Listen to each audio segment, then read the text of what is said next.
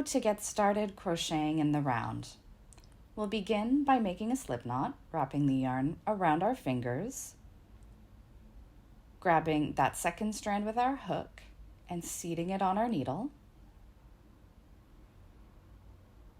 and then securing that knot so it's taut but not tight. And I'm going to simply work 4 chains by yarning over and drawing through the loop on my hook. And I'm going to work 4, but your pattern will dictate how many you need to work. I'm then going to join to that first chain with a slip stitch, so yarning over and drawing through that first chain as well as the loop on my hook. You can see there's starting to be a semi-defined ring there.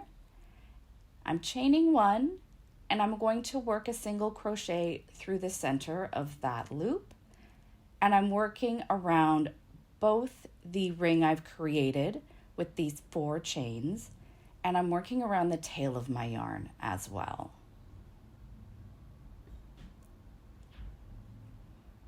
So I will be working a total of 10 single crochet around this ring, and again, I am being mindful to work around the tail.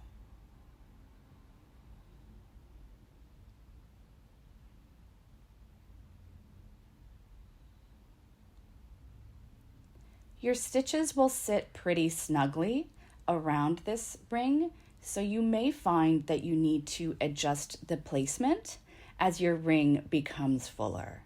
So don't be afraid to shove those stitches around a bit if you need to.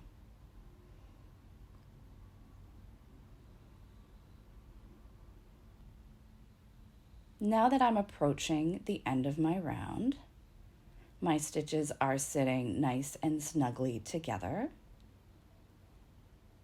And I will join the round with a slip stitch. So simply inserting my hook into the first stitch of the round and drawing a loop through both that stitch and the loop on my hook.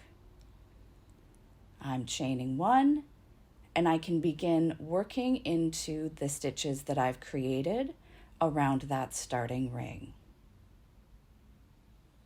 And you'll just proceed in the same manner, working into these stitches all around and then joining with a slip stitch at the end of the round.